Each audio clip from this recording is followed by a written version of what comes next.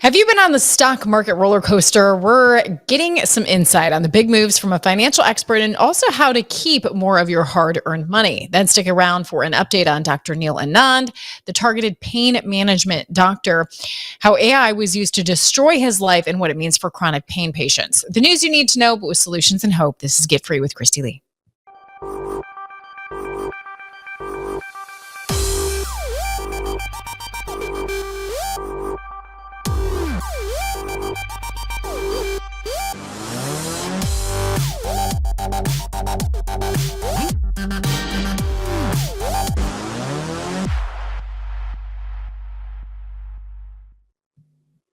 Hey, happy Earth Day to you. Did you forget? It's Earth Day. And to celebrate, check this out.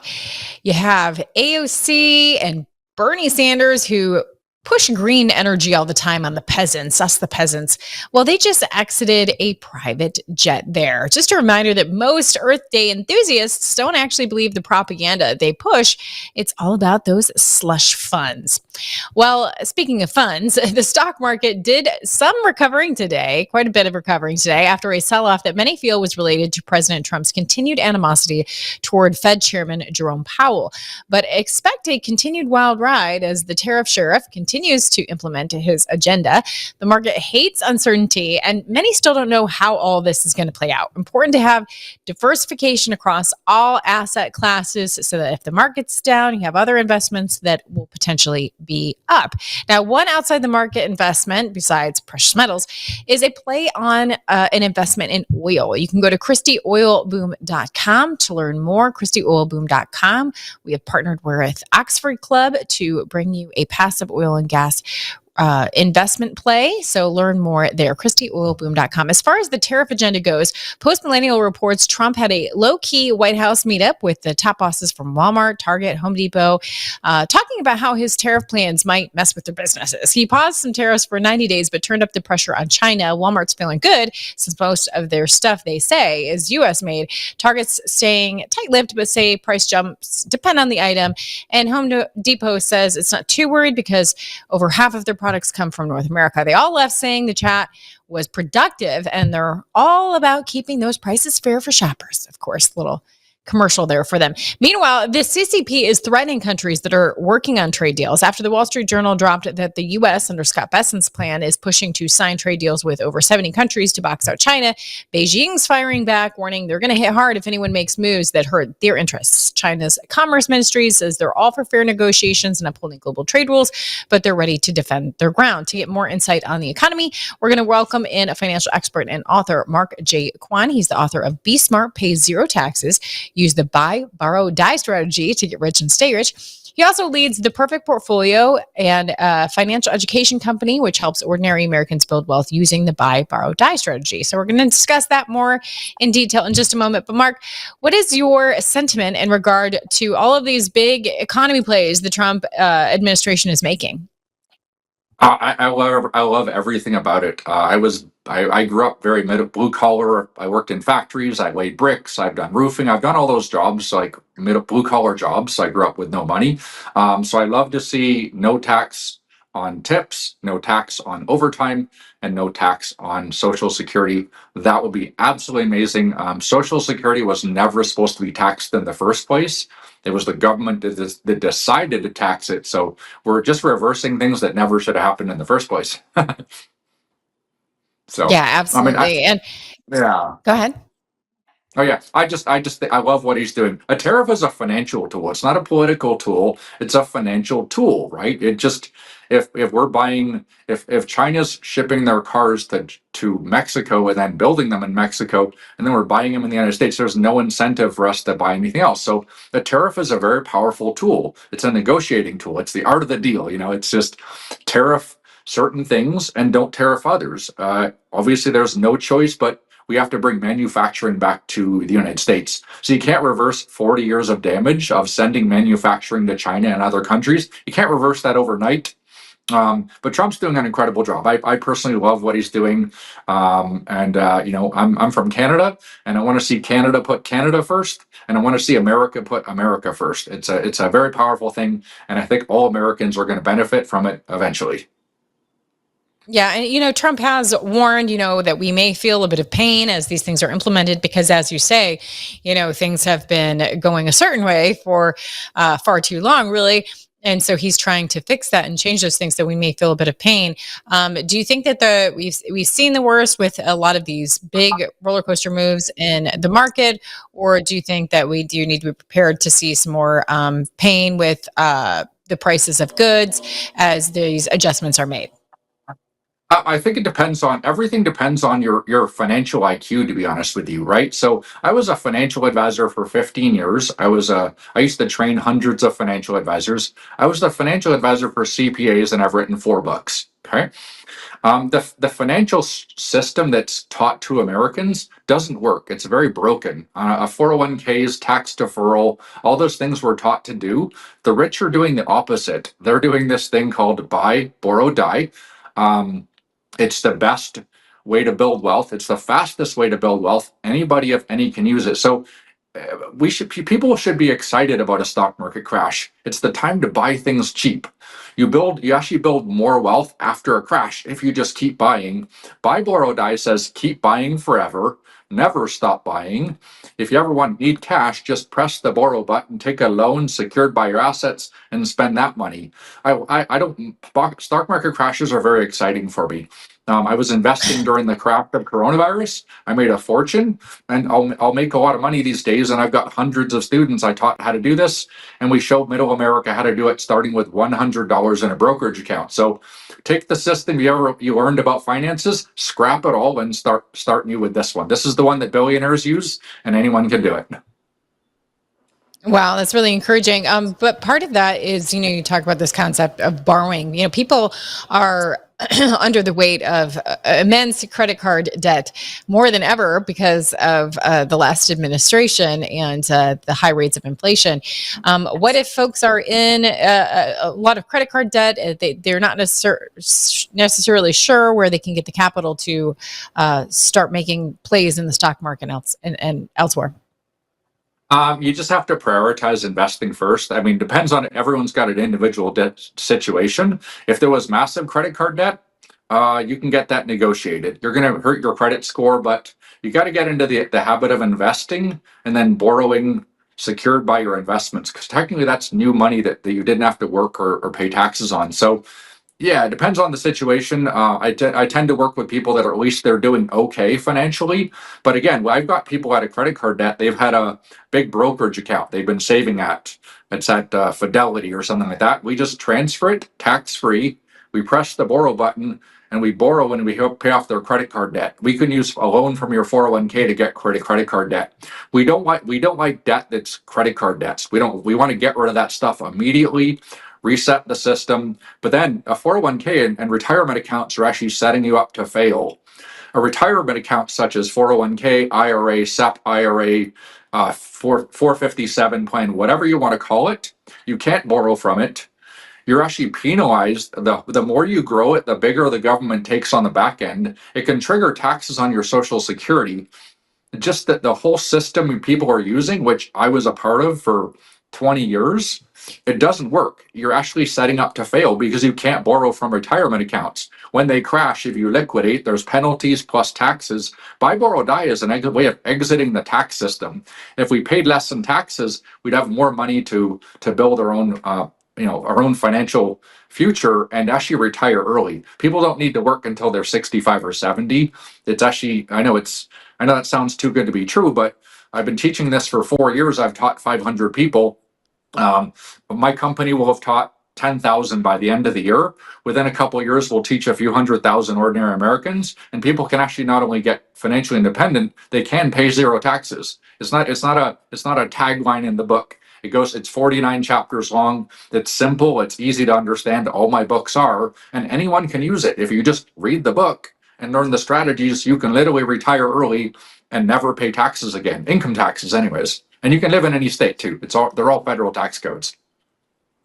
Yeah, and that's very fresh in people's minds since we're just about a week away from tax day. We just experienced the headache of that, and we'd love to make that more enjoyable experience, especially if you can find a way to pay zero taxes. How did you get into this as your specialty to I don't want to say evade taxes because that sounds criminal, but You know, find a hey, way, a tax strategy to avoid it. I'll give you just an example. I came to the United States with no green card 24 years ago, almost 25 years ago. I was a high school and college dropout. I was working construction jobs. I did go to school for finances in Canada because you can actually do that even with a high school diploma. I dropped out of college because I thought college was a little bit of a scam, to be honest with you. Student loans and credit card debts, and they're telling you to go get a job and pay your taxes and fund a retirement account. I just didn't believe in that, so I actually left college, came to the United States. I started reading books, Rich Dad, Poor Dad, all those standard books everybody reads.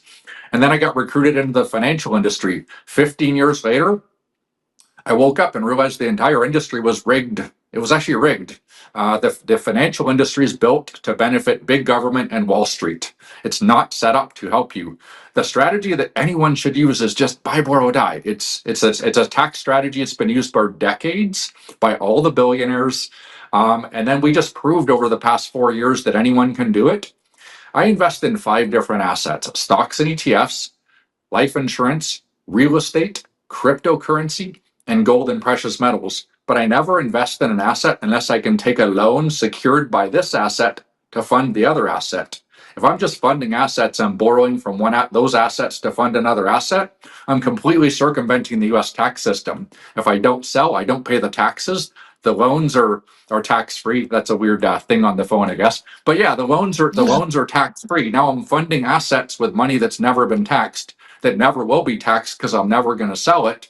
And then when I die, I can pass $26 million to my family with no taxes. And then you teach your kids the buy, borrow, die strategy. So I'm playing. I'm almost living in a different universe as far as money. Everyone else is funding retirement accounts. They can't borrow from them. They're literally building their own. What do you sell? Prison, because retirement accounts. I think they're the biggest scam ever created in the history of investing is retirement accounts that defer your income and you can't borrow from it. And the bigger you grow it, the bigger your tax bill is to Uncle Sam. And then you get to pass your tax problems to your kids. The rich are literally exiting the tax system with the buy, borrow, die system. Anybody can do it. So that's the cool part. Well, So there is this thing called the Roth IRA to where you pay taxes and then fund it, and then when you take, it's my understanding, when you take the payments out, it is zero tax at that time, with the thought that you've already paid your taxes on it. The Roth IRA, so you still consider that a prison. no, Roth IRAs are the exception, but you can't borrow from them. You can't do buy, borrow, die with a Roth IRA because you can't borrow secured by a Roth IRA. If you're going to fund a Roth IRA, you could fund a brokerage account, take a loan from the brokerage account, fund your Roth. Now you're funding your tax-free Roth with money that's never been taxed. We actually cover those strategies in the book. Strange. But again, real estate can literally wipe out your W-2 income. People don't realize that they're probably doing, if somebody on here is doing short-term rentals like Airbnb on their property, you can use the short-term rentals loophole to collect tax-free income. You can even wipe out your W-2 paycheck, the taxes. There's so many tax codes that average and ordinary Americans can implement to pay zero taxes. I love Roth IRAs. Um, but I can't borrow from them. So for me, that's a deal killer. I never invest in an asset unless I can actually take a loan from that asset. I have a Roth IRA, but I'm 47. I can't touch it till I'm 60, so I don't really fund it too much. But I think for somebody who's 50 years old and they want to target 60, I think Roth IRAs are great. But I also don't invest in an average index fund. An index fund is for average returns. That means you're not really getting creative and you're not learning how to invest. Um, you can earn way better returns than the market pretty safely, and also have a Roth IRA too. So I like Roth IRAs, but I only invest when I can invest and borrow. I call it dead money. I don't want to kill my money, so I only invest when I can take a loan from that asset. The rich, let me give you an example. The rich will have a brokerage account. They'll be growing it and they'll fund it and they never sell it. They can borrow from that. They could fund their estate planning, which is tax free. They could then borrow from a life insurance policy. They could buy artwork. They'll put the artwork on their wall and they say that's dead money. It's in artwork. They'll take a loan from their artwork. They'll go buy Bitcoin. Then, as the Bitcoin drives, they'll borrow from their Bitcoin and they'll buy gold and precious metals. They'll put it in a vault and then they'll take a loan from the gold and precious metals and buy stocks. And they continue to do this buying and borrowing. And the cool part is anybody can do it. Like we literally start people with $100 in a brokerage account to show them how to do it. So do the strategy that billionaires use, and I think you're going to get better results. Now, for people that aren't familiar with this, it sounds something dangerous. Like, well, I'm, doing all of this borrowing. What if there comes a time where there's something I can't pay back? I mean, it sounds dangerous. So what's the risk level on a strategy like this? The risk, I don't recommend this strategy to most people. I only invest it to people who are willing to invest in their financial IQ. The rich speak the language of money. I had to learn it. My family had no financial education. We've been poor for at least 3 generations where we never had any assets. My family's never passed on an asset for 3 generations on both sides, not a piece of stock, real estate, savings. It's just been poverty for 3 generations. So I decided to invest in my financial IQ. I didn't get my financial IQ by going to college or university. I didn't get my true financial IQ when I worked in the financial service industry for 15 years. I had to exit the industry and start studying it. I wrote my second book called Top 10 Ways to Avoid Taxes. And I used to be in Malibu and Beverly Hills and La Jolla meeting with rich people, showing them how to do this, right? How to legally avoid taxes of rich people. But then coronavirus happened and all my appointments canceled. And I was like, what do I do now? So I went on Instagram and all the positions are still there. And I started making a fortune investing. And I started putting my positions on Instagram and people said, Mark, you should start a financial education company. I said, that sounds great. So I've spent 4 years on this, spent about $500,000 of my own money to figure out this system. And then it was actually Newsmax, a division called Humanix Books, emailed me last year and said, could you write a book on this topic proving that ordinary Americans can use this strategy? So the book is actually dedicated to plumbers and HVAC workers and security guards and all those things that I've done as work. So it's a pretty exciting thing. I get to wake up every single day and prove to people that they can actually retire early and pay no taxes if they put the work in. I don't recommend it to other people. You have to study it, just like if you want to do anything, you have to study it and get good at it. So you can start with a small amount though, and then decide if it's for you. If you don't want to do it, you're going to be stuck working super hard, fighting inflation and taxes for the rest of your life, and it's almost impossible to win. If you take somebody under 50, anyone under 50, if there was no Social Security, about 99% of the population that are investing in their 401ks are going to retire in absolute destitute poverty. I run the numbers. It's pretty scary. It's scary. Let's say this person had $1 million in a 401k 20 years from now. After inflation, they get to live on $15,000 a year. That's it. $1 million in a 401k. 20 years from now, you're going to live on $15,000 a year. And if you don't have long-term care, you're going to die in a government subsidized long-term care facility. I'm not trying to scare people. I'm trying to give people a reality. Like, this is the jobs within 5 to 10 years, most of the jobs are going to be done with AI. I don't think your 401k is going to help people. I'm trying to wake people up that you really should invest in your financial IQ, because not even your CPA knows how to retire. Most CPAs die at their desk. Most financial advisors don't know how to invest and retire.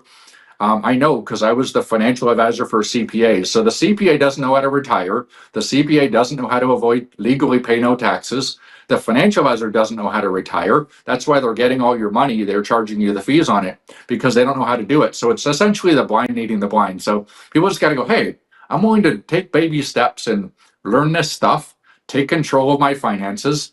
You can learn this stuff pretty fast.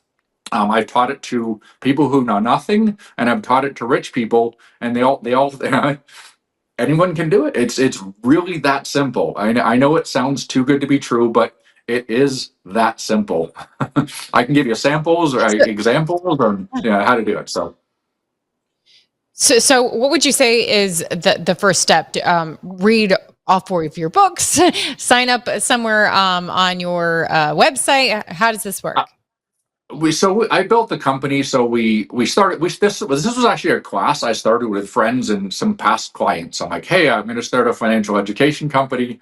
Who wants to come in? My friends were like, oh, $1,500. We'll do it, and we built out the company. And then we realized it was working incredibly well and anyone can do it. So somebody can go to our YouTube channel. They can go to our website, theperfectportfolio.com. I have tons of YouTube content. They can learn it. If somebody is like very sophisticated investor, they understand it, they could read the book and they literally don't even need our help. They could implement every single strategy themselves and not need it. If you have a CPA, the CPA goes, yep, everything's legit here and it's applicable to your situation. You could literally implement the strategies. If somebody wants some more help, we have a video course. They can do it yourself video course. We have, if somebody has a huge tax problem, like I met with a guy who has 4 million in his 401k. He got a $4 million tax problem, and he's like, uh-oh. So we have consulting services. We have my CPA. We do a lot of consulting with people on advanced tax planning. I can help super rich people. I can help people that they're starting out and they just want to learn how to invest and they've never done it before. So I've helped every level of financial education. And the funny part is, if you take somebody who's like 40 or 50, this seems scary because they're like, oh, debt is bad. Take an 18-year-old, show them how to invest and press the borrow button. They're like, I love this. It's totally normal to them. It's Yeah, not and I that mean, scary. It's they've never taught to do it. yeah, I mean, and anything new is scary at first, but I think most people would agree that the government is about the worst investment manager, and so any money that you can keep out away from them, because clearly our tax dollars aren't working for us, is going to be a win for all, really. So, want to plug your book again? Right now, you are. Telling people about the Be Smart, because you've written four, but this topic that we're talking about is the Be Smart, Pay Zero Taxes, Use the Buy, Borrow, Die strategy. And what's the best place to pick that up? Probably just Amazon. And I'll tell you a different angle here. I believe in one thing: pay less taxes and be more charitable. I'll give you something that everyone can apply here. I think people like to either donate to a charity or their church, right? Don't do it with your own money. Invest and borrow the money as a loan and donate that to your church. That way, your investments are still growing tax free for the rest of your life. And technically, you got a double tax deduction because you took a loan, which wasn't money that was taxed, and donated that to your church. That's technically a double tax deduction. You can build your wealth and borrow to fund a business. If you're funding a business, that's a tax deduction on money that didn't exist. Essentially, it's a double tax deduction. The system works for W-2 employees. It works for people that own real estate. Works extremely well for business owners because you can literally wipe out your tax bill just with that strategy alone. If you take the real estate stuff, you can literally, you know, never pay taxes for the rest of your life, income taxes. But again, pay less taxes and be more charitable. So, Yeah, that sounds great. Well, thank you, Mark. I'm sure we'll be checking in with you again soon. If you want to check out what he's talking about, you can go to theperfectportfolio.com or head over to Amazon, pick up the book by Mark J. Kwan, Be Smart, Pay Zero Taxes, which I think we can all agree would be the smart thing to do. So thank you for your insights, Mark, and I'm sure we'll be catching up with you again soon. super fun. Thanks for having me. You bet. Well, up next, we are talking to Dr. Muhammad Ali Rafia. I'm going to make sure I'm saying that right when he joins us. He's another targeted doctor who was exonerated in his case. Others didn't get so lucky. We'll hear his story in just a moment. But first, I want to share with you that MyPillow is having two sales in one right now. The first is a closeout sale on Percale bed sheets, any size, any color. You can get those just for $25. You can even get queen kings, split kings, and cow kings, any size and any color, just $25 with promo code KL. So that says 29, but right now you can get it for $25 with that promo code KL. 11 colors to choose from, and when they're gone, they're gone. The second sale is a new energy drink called Rev 7. It's a premium energy drink that is actually good for you. It tastes great, gives you energy all day, plus it has no sugar, no caffeine, so you don't experience those jitters and crashes that we've all been through with the other energy drinks. And what makes Rev 7 so special is that it's powered with Cognizin, a premium nootropic that helps fuel your mind, and Go BHB, which is a primary ketone in your body that provides the most efficient and cleanest fuel ever. So MyPillow is so confident that you're going to love the Rev 7 that for a limited time you can try their introductory 3-pack absolutely free. Again, just use that promo code KL, mypillow.com, promo code KL, or you can call 800-663-3706. That's 800-663-3706. And I happen to be drinking a Rev 7 right now. I got the 3-pack, so I got to try the lemonade and the blueberry lemon drink or citrus drink. And right now I'm drinking the green apple, which is absolutely delicious, and no caffeine, but helps the brain work better and keep me energized, which I certainly need with 5 children and nursing a baby. So I'm confident with all of the products in here that it's a actually healthier alternative to get your energy. And so pick up your 3-pack free. Just go to mypillow.com, use promo code KL. All right, we're going to take a quick break, and you can learn more about the investment I shared earlier, the oil play. And when we return, we'll bring on our next guest, a doctor, also get an update about a interview I gave just a few weeks ago, it seems like. Probably was longer than that. But let's take a quick break, hear from our sponsor, and then we'll be right back.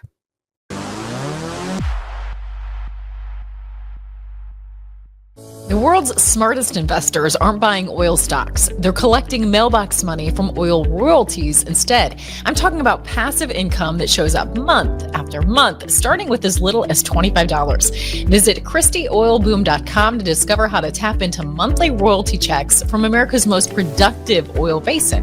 You don't need to be wealthy. You just need a regular brokerage account. That's ChristieOilBoom.com to learn how you could start collecting oil royalty checks every month.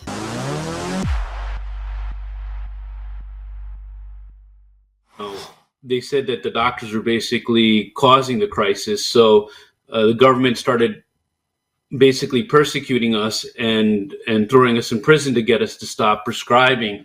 But unfortunately, now patients who are in pain, they actually go to the street and get medication to treat their pain, but that medication is tainted or unclean, or the cartels don't really care about their clients. So a lot of these people who have cancer and they're trying to get their pain addressed, they go to the street to get the medication and then they die. So, and it's become such a crisis. There's about 100,000 people each year dying in the United States, which is, obviously greater than Vietnam. And, at this stage, I think we've exceeded World War II in the whole war on drugs. So something has to be done. And I hope there's some solutions with this new administration to address these issues and finally solve the crisis once and for all. That's just a short clip from an interview I did with Dr. Neil Anand. His shirt said Doctors of Courage, and that is certainly what it's taking, is doctors who are willing to address their patients' concerns. Their pain are now being targeted, have been being targeted for prosecution. And it's another situation where agencies, instead of addressing the real problem, the fentanyl coming from cartels or anything, they're going after what they are deeming as easy targets, doctors that are trying to responsibly use pain medication to help their patients. And they're, again, butting into that doctor and patient relationship, which we saw a lot of when it came to the coronavirus pandemic. Now, this is a discussion that is being largely ignored by both mainstream media and in many cases conservative media, because nobody wants to talk about that some people do need drugs. They do need their pain medication. Cancer patients, others that are dealing with chronic pain. I'm sure you or someone in your family deals with chronic pain, and they are being abandoned. They're being abandoned in such a way that they are increasingly turning to suicide, or as you heard Dr. Neil Anand say just there, turning to the streets, the thing that we're supposed to be avoiding. So none of this is making sense. We need a lot more attention on this issue so this new administration can address it appropriately. I am now joined by Dr. Muhammad Ali Rafai with the latest on Dr. Neil Anand's case and to share his own story of what happened with him. He's a psychiatrist, internist, addictionologist, and researcher and expertise in telepsychiatry, neuromodulation, and more. So thank you so much for joining me. I hope I've been saying your name correctly. Please correct me now. You got it right. I didn't get a chance to talk to you ahead of time. So thank you. Thank you for hosting me to talk a little bit about our colleague, Dr. Neil Anand. Unfortunately, last week, he received bad news from the jury.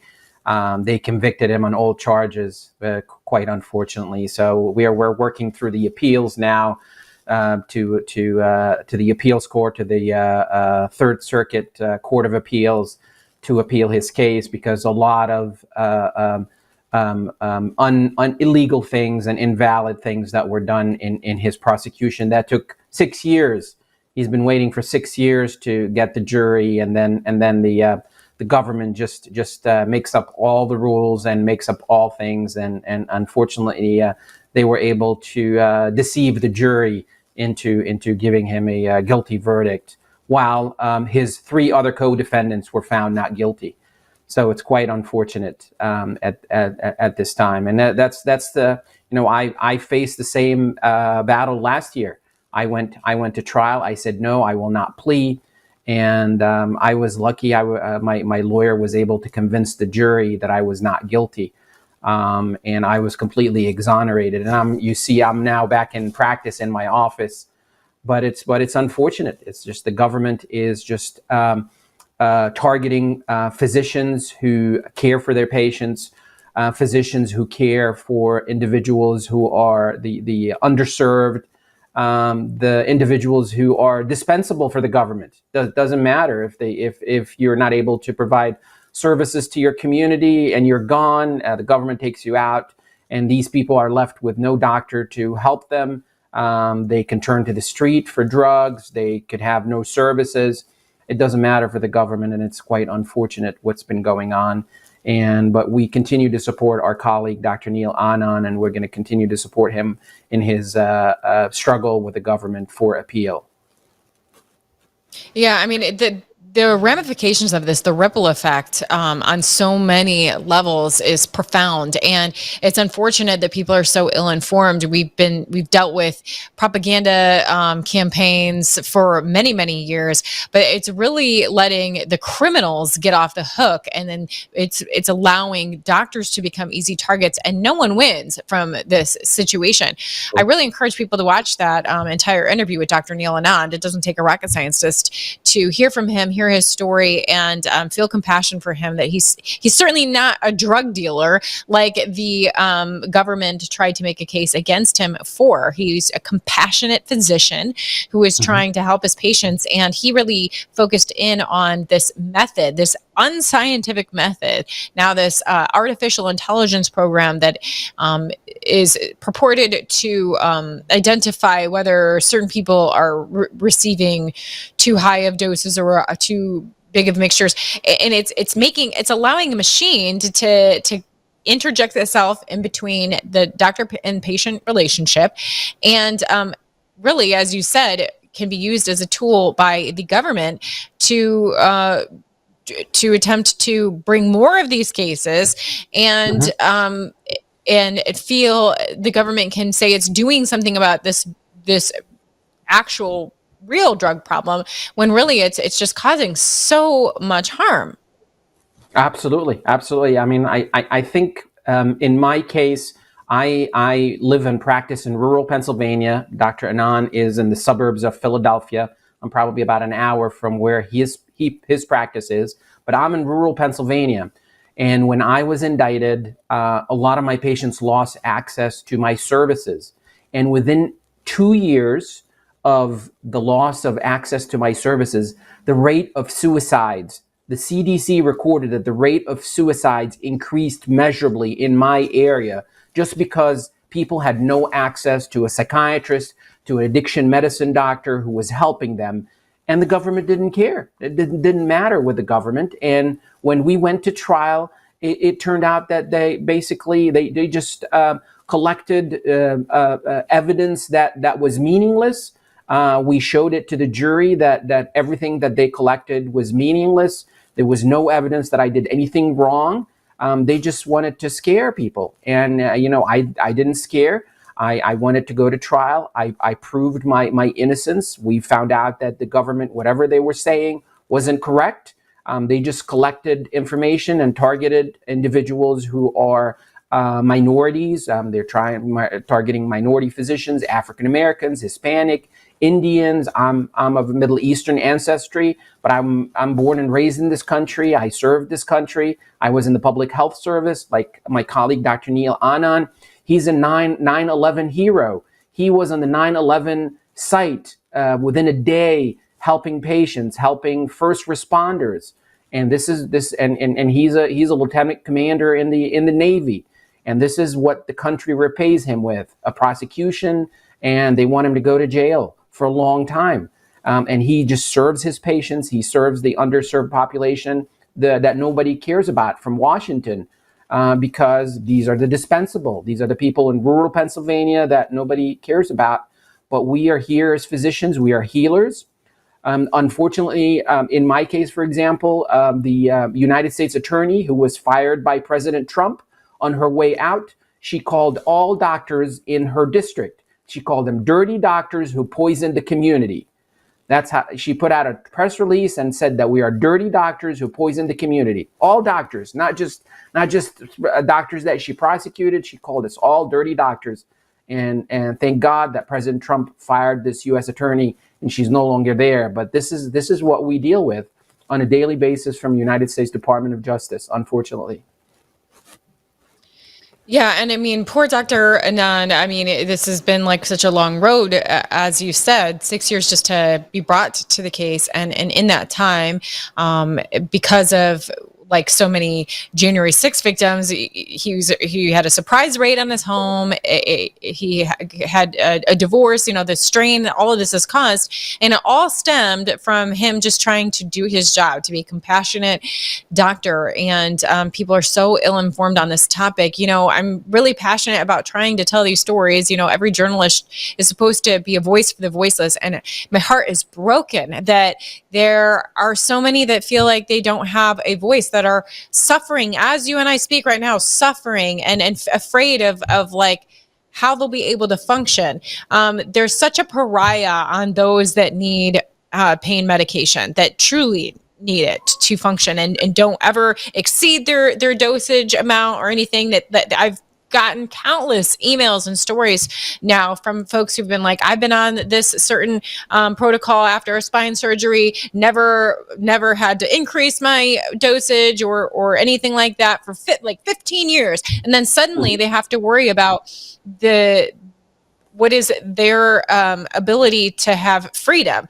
There's people that truly can't function. The pain is so debilitating that they can't even function and have a proper life. And now they have to worry because of this new agenda about if they're going to get to live and be able to accomplish anything. It's absolutely heartbreaking. I'm going to do my best to try and get to as many of those stories as I possibly can, but I'm only one person. But this is just the other element to this that I feel compassion for is we all of us, anybody listening, I'm sure, has had to go through this period of what we call self-censorship. When they were cracking down on people, you couldn't say that perhaps the COVID-19 came from Wuhan lab. You couldn't say that the vaccine wouldn't protect against transmission. These are things that people got demonetized for, people got kicked off. And so it led to people even now feeling like they have to self-censor. And so what we're seeing happen in this topic, I believe, is that certain doctors, they may know what's best for a patient, but now that they see other doctors being prosecuted, their lives being destroyed, they're having to self-censor what they think would be best for the patient, right? That's the other element of this, correct? Well, believe me, this physician is not self-censoring. So I am in the process of writing a book. The book title is Doctor Not Guilty. And I am going to reveal all of this. I'm going to write about it. And I'm actually 3/4 of the way through this book. I speak on a regular basis. I have a YouTube channel. I write on X all the time, and I write blogs specifically exposing the issue of prosecution of physicians, because I think it's unjust. I think it affects the morale of physicians. We already don't have enough physicians. Now we're taking away physicians from the community, and especially the underserved community in my areas. I mean, Middle America, there's not enough physicians. And the government now is prosecuting physicians, is jailing physicians. This is the only country in the world where we have the highest number of incarcerated physicians on the face of the earth. This is the country where they incarcerate and prosecute close to 500 physicians every year, the United States Department of Justice. So we have the highest number of incarcerated physicians on the face of the earth. So basically, the Department of Justice just found a punching bag to basically, instead of going after the cartels, because we are in nice offices. I'm in my office. They would come and raid my office. There's no weapons. There's nothing here, as opposed to go and raid a cartel penthouse where there is machine guns and firearms, and they're going to fire back at them. They come here to my office. They pick me up. They take me to jail. They do court and they convict me, and that's an easy win for them, but not for the cartel. And so you see how in the media now, even the other side, they're basically promoting the gang members and the MS-13 gang members, and people are advocating for those. And we, the doctors, we are the members of the community. We are the outstanding members of the community. I don't know if your audience know, but physicians have always been in the center of this democracy. The Declaration of Independence was signed by 4 physicians. It was 4 physicians signed the Declaration of Independence. One of them is a psychiatrist, Dr. Benjamin Rush. He's the father of American psychiatry, and he's one of the signers of the Declaration of Independence. Dr. Benjamin Rush actually led the Pennsylvania delegation to ratify the Constitution. So physicians have always been the pillars of the community. We've always been at the foundation of democracy in this republic. And now our white coats are being replaced by orange jumpsuits, jail orange jumpsuits. And that's quite unfortunate. This is quite a transformation from the pillars of this community, from the foundation of democracy, to being haunted as criminals. We are not criminals. We are healers. We support our community, and we support our colleague, Dr. Neil Anand. And I think that there's another element to this that we haven't really touched upon. The other element that you're having to fight against is the disparagement that some doctors brought upon themselves, those doctors that aligned with the government and were willing to do whatever the agencies and government were dictating to them, and became their foot soldiers. The doctors who kept loved ones from their family members when we were experiencing the coronavirus and keeping them separated. The doctors that refused to try the medication family members or patients asked for during the pandemic. And so I think there is a lot of this animosity toward doctors, those kinds of doctors that make it harder for perhaps conservative media to listen to this current plight of doctors of courage, as Dr. Anand wore. We need to remember the doctors who were heroes during that pandemic, who stood up for the doctor-patient relationship, and who have great moral character, and we're not allowing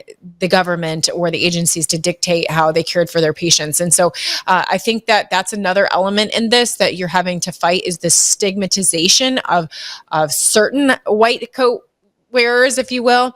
And Sure. so, I mean, that's got to be really tough as well, right?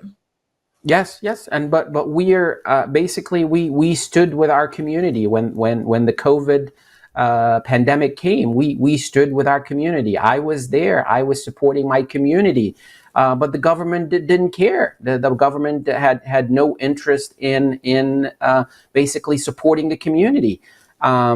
People now are crying that President Trump and Secretary Kennedy are basically reducing the number of employees for the Department of Health and Human Services, but they were not there when the pandemic was happening. Half of the employees were not showing up.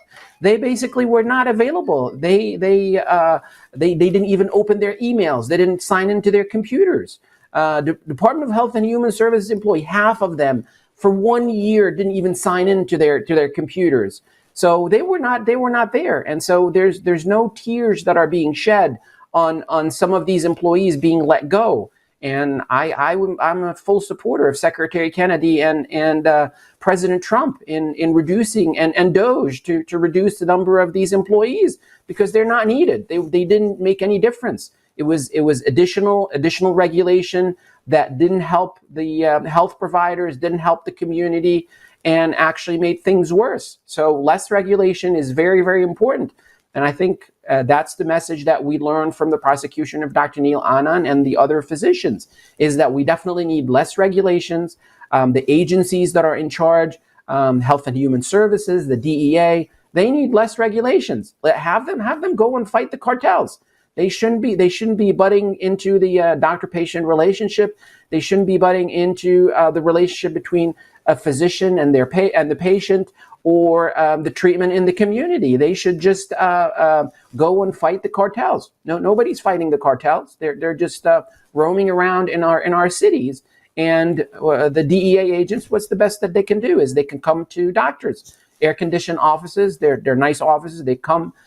They do inspections, they arrest doctors, and they prosecute them, and they don't go after cartels. And it's quite unfortunate. This is what we see. What's happening right now is that the cartels are roaming pretty wild, and they're pouring in fentanyl into our communities. And it's not that the prescribed opiates are the ones that are problematic. It's the fentanyl out in the community. That's what's leading to overdoses. That's what's leading to death in our community. So basically, less regulations is definitely much, much better than the situation that we were in before. And so we're up against such a Goliath when it comes to the propaganda campaign that has been allowed to persist, and the priorities of this administration, not knowing about these many voices that are suffering right now. What's the best way forward? What can we do so that future jury panels don't already come in with their own biases and are allowed to have rogue justice systems targeting the wrong individuals, those that are trying to help people, as opposed to those that are resisting deportations right now? I mean, how do we get our priorities realigned, and what can us as individuals do to help in this effort? I think speaking up. I am speaking up. I am contacting my elected representatives, the senators from Pennsylvania, the Congress people from Pennsylvania.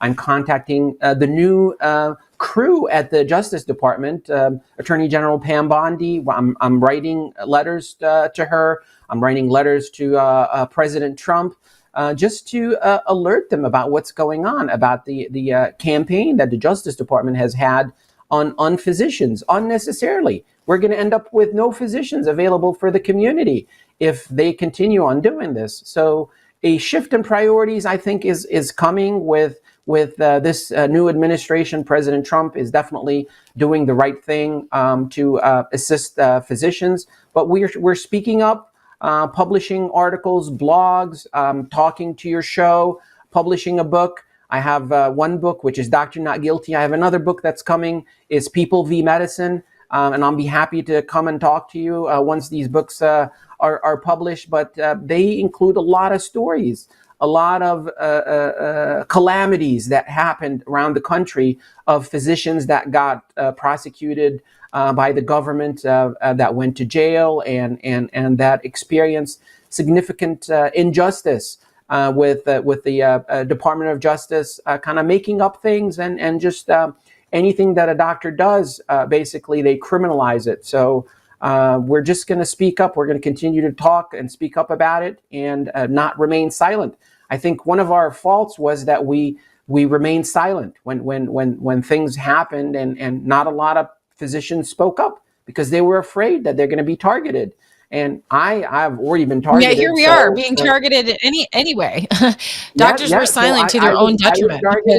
I was targeted, so I'm speaking up. I'm here in my office. I'm still seeing patients, and I was exonerated. The jury found me completely not guilty, and within 1 month, all of my prescribing privileges and all of my billing privileges were restored by the government, because they realized that what they did was unconscionable and unjust. And in fact, I'm actually fighting back. So I have filed a lawsuit against the United States Department of Justice, and I'm seeking attorney's fees, and I'm seeking damages, and I'm seeking actually defamation damages against the United States Department of Justice for basically maligning the profession of medicine, and saying dirty doctors poison the community. We're not dirty doctors. We are healers.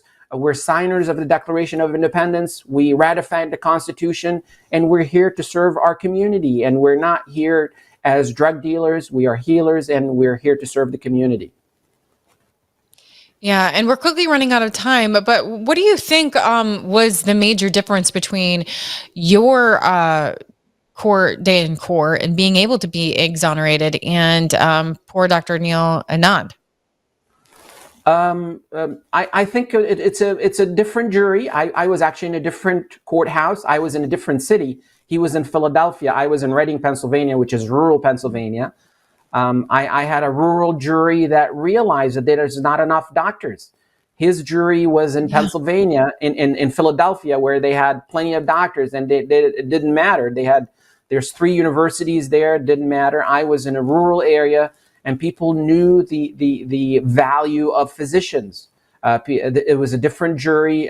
They knew the value of physicians. In Philadelphia, there's many doctors, and they didn't know the value of doctors. But that we're going to keep prosecuting doctors and putting doctors in jail until there's no more doctors to serve the community. We already have a shortage of doctors, and it's going to get worse. There's not going to be any doctors who are going to prescribe pain medications. They already prosecuted the majority of doctors. The numbers came down from about 10,000. Now there's only 4,000 doctors who are practicing pain management.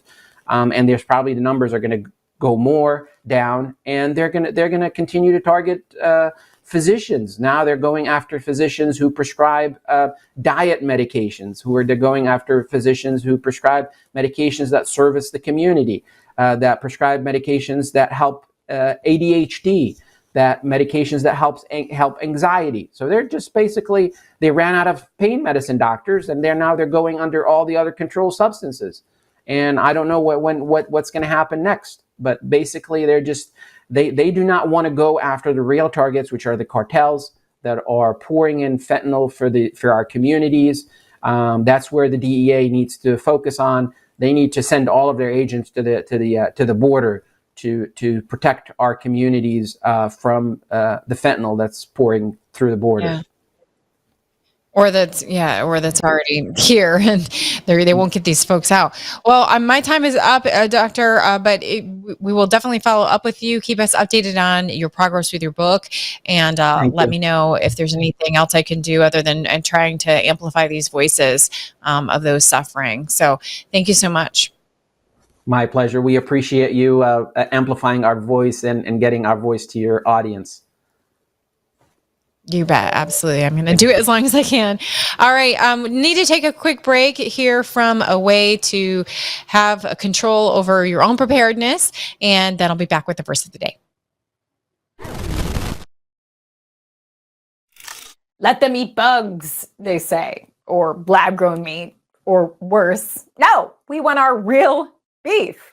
And we need to get free from the rising costs because the prices are skyrocketing. So you need to go to klbeef.com, stock up on all American beef from ranches in Texas, from Prepper All Naturals. We don't want the mystery meat. This meat is no mRNA jabs ever. It's freeze-dried, stored in Mylar bags with oxygen absorbers for maximum shelf life. We're talking 10 plus years without refrigeration. We're not talking jerky. We're talking about something you can just soak in water for 15 minutes, ready to eat. And these are premium cuts: New York strip, tenderloin, sirloin, chuck. Just use promo code KLB15 for 15% off your order. All right, the scripture of the day is from Colossians 2:2. My goal is that they may be encouraged in heart and united in love, so that they may have the full riches of complete understanding, in order that they may know the mystery of God, namely Christ. Want to encourage you to join me in my daily devotional show. You can find me on locals, christiliatv.locals.com. And I just like about 15 minutes a day at 11:30 Eastern, we join together and do a quick devotional together. So join me in that effort. It helps support what I'm doing. Also, you can always support what I'm doing by going to mypillow.com. Use promo code KL. So many different deals going on right now. Like I said, I'm drinking my Rev 7 energy drink. Try these out. A nice healthy alternative to getting some energy throughout the day. Again, that's mypillow.com, promo code KL. Well, thank you so much for watching. Make sure you spread this message far and wide. You're going to be talking to a lot of others that are suffering with pain, and doctors that are being persecuted, and amplifying those voices. So keep in touch, keep it right here to find out more with that. All right, with that, share Get Free with Christy Lee on LindellTV.com.